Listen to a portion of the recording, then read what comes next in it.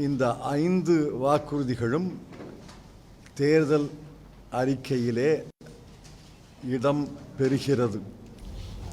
இந்த 5 வாக்குறுதிகளும் இளைஞர் நாளை தேர்தல் இடம்பூட்டியே பெறுகிறது அறிவிக்க வேண்டும் என்று இந்த 5 வாக்குறுதிகளும் இளைஞர் நாளை தேர்தல் 5 கேரண்டிகளை பெறுகிறது அறிவிக்க வேண்டும் என்று இந்த 5 வாக்குறுதிகளும் இளைஞர் நாளை தேர்தல் 5 கேரண்டிகளை பெறுகிறது அறிவிக்க வேண்டும் என்று இந்த 5 வாக்குறுதிகளும்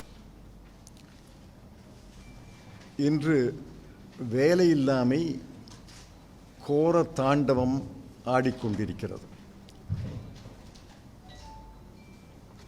அரசு வெளியிடுகிற புள்ளி விவரங்களை எல்லாம் யாரும் ஏற்றுக்கொள்ளவில்லை. மொத்த வேலையில்லாமை 8%.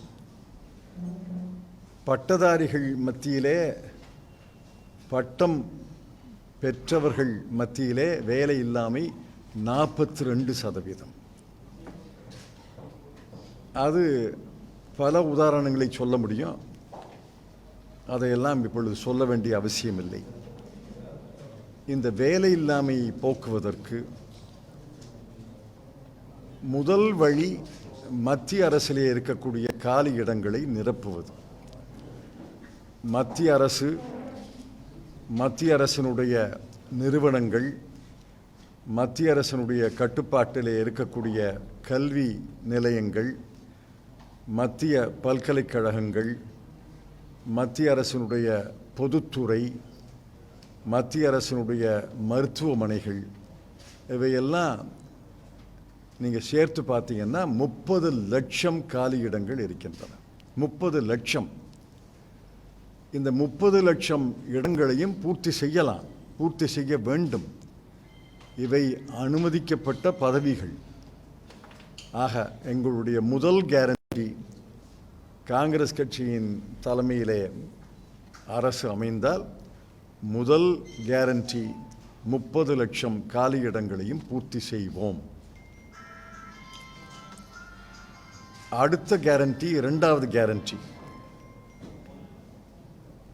அரசு நடத்தக்கூடிய தேர்வுகளில் கேள்வித்தாள் கசிவது என்பது வழக்கமாகிவிட்டது.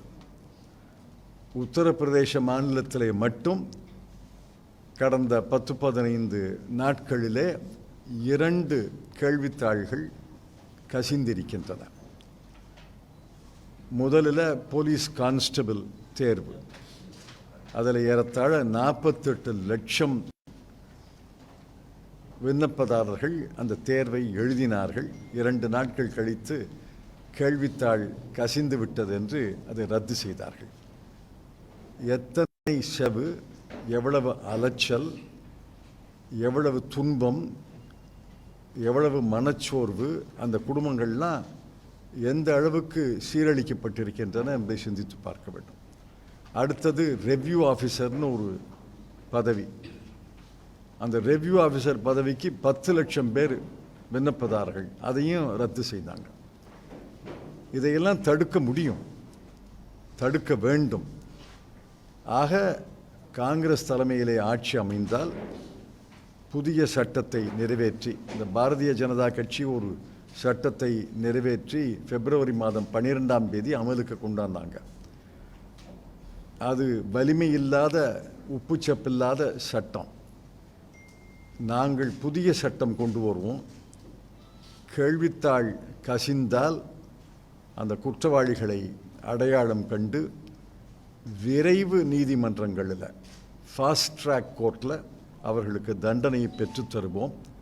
அது மட்டுமல்ல, இந்த பாதிக்கப்பட்ட தேர்வு எழுதியவர்களுக்கு இழப்பீடும் தருவோம். இது 2 தான் வித்தியாசப்படுத்திக்கிறது.